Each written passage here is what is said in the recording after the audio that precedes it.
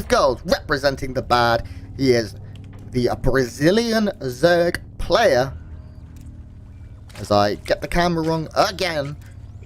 It's a TheZergLord. You're too slow. And his opponent on the far left-hand side in the blue, representing Team Alpha X. And of course, the delightful country of Mexico. It is Pacomike. That Alpha X logo looks really good. Right, our artist is so good. She did all of my personal stream assets as well. Love her to death. Can't wait to see more of her work later. Very good in the season. Oh yeah, absolutely. Well, Grant, we talked about this a little bit earlier in the day, but we see very standard openings from both of these players, right? We got a hatch, a gas, and a pool down for the TheZergLord Pacomike with that low ground gateway going into Nexus and then Cybercore. What is it about these games, if people weren't watching us for the EU edition, what is it about these games that make the players play so conservatively, especially in the opening stages of their first game? Yeah, I mean, first of all, you have to look at the map. Pillars of Gold is a relatively standard map. Maybe Zerg players like it a little bit more, but in ZVP it's not as prevalent because of force fields. You can't hit surround quite like you could. But also, it's, right now these guys are playing for their tournament life. This is it for them, If they lose the series, they are eliminated, and they want to play. Their best game. And if you're not Grim Reaper, if you're not, one of those cannon rushers, your best game usually is a pretty standard game. You want to feel your opponent out. You really want to get a sense for how they're going to play, how good they are on the day. Like, you can learn a lot from a macro game against someone about their strengths and their weaknesses, and we as commentators maybe can't see that as much, but you go, okay, they reacted to this a little bit, not up to snuff, or they were very good at dealing with this, so I'll do this next game. Map 1 is very important for scouting out your opponent, not just in the literal sense of scouting their build, but how they are playing on the day. Yeah, a great observation. Speaking of cannon rushers, Grant, do you have any idea how close Turkey Dano came to qualifying for this event at damage? Now, that's mostly because he's really teching up back home. He has not invested heavily into army at all. He's on 14 army supply, but look at his tech, Grant. Early lair. Roach speed popping out at the same time. Very quick +1 Roach push. Hydra Den. And a Hydra Den out at the same time. I hate to say this early in the game, but is the ZergLord committing too much to infrastructure? I mean, he does have his fourth. His drone count is good. Sure, his unit count is low right now, but so is our Protoss players.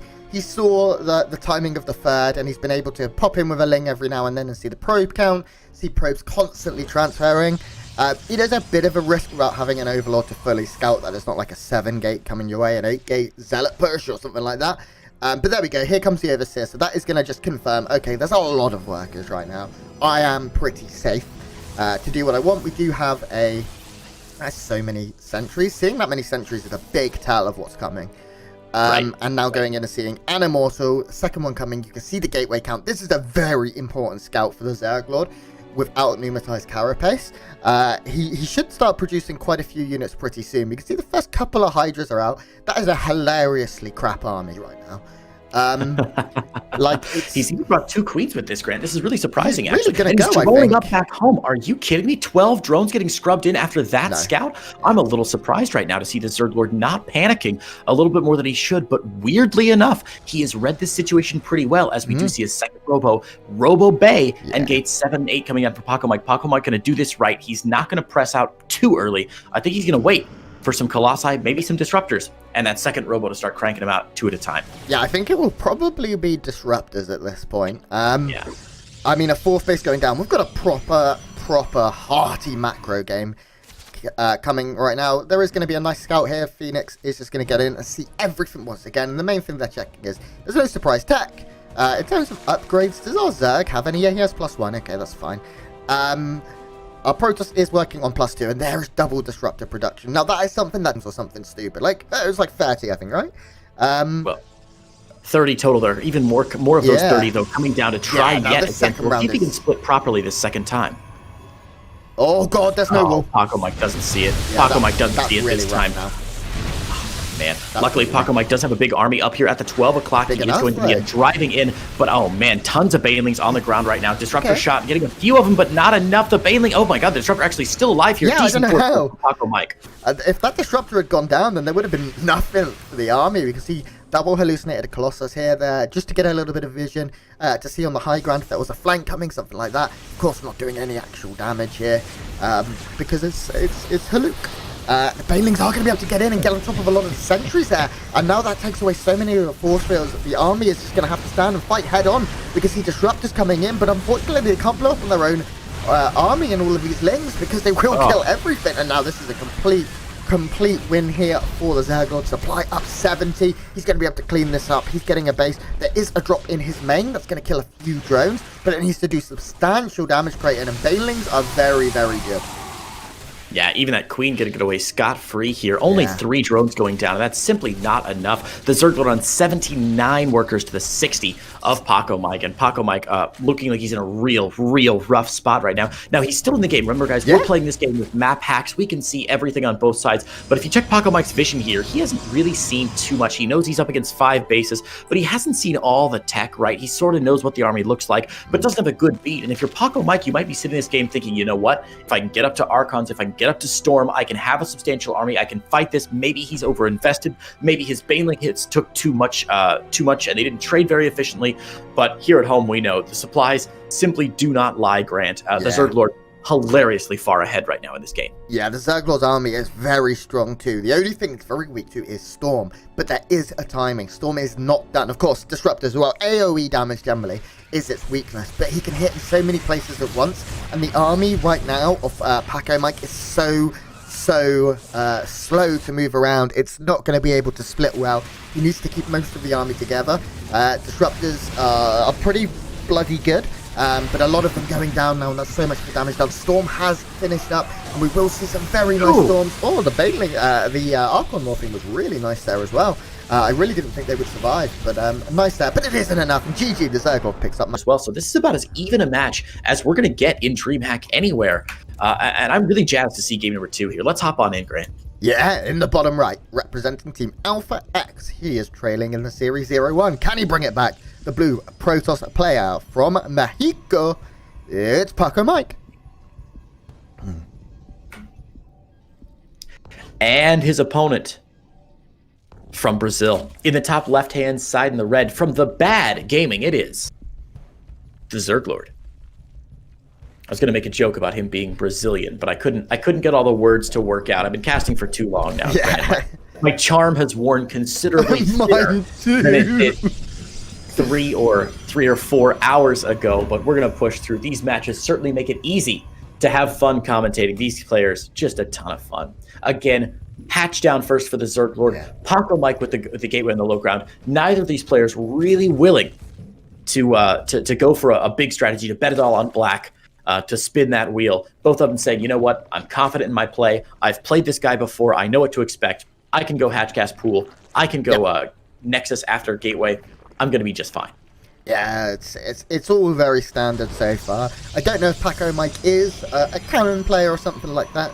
I have seen, I didn't think so. I've seen some players start to add in Forge after gateway and go for the late cannons. It's not something that's too popular still. And I don't expect to see a lot of it, but always nice if we can get something like that at some point.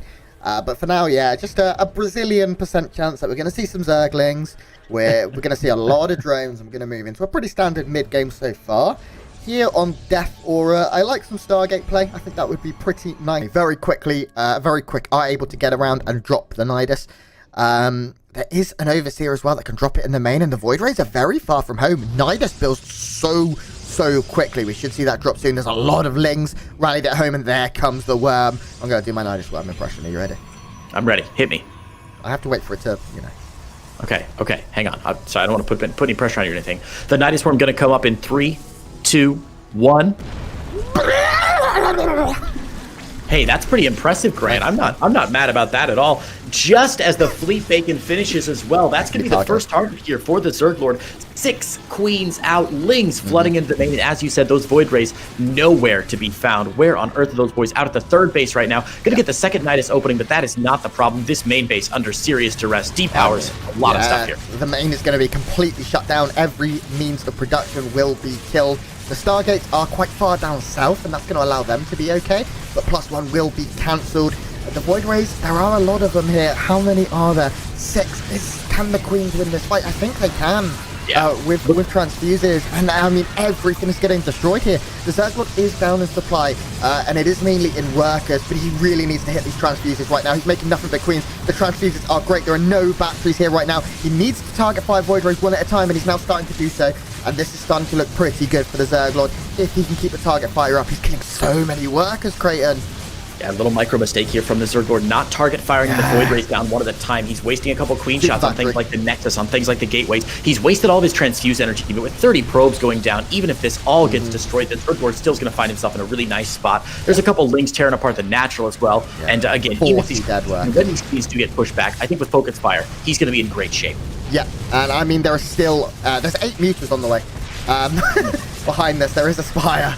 So, I mean, the ZergLord's played a really fantastic series so far. I'm really, really impressed.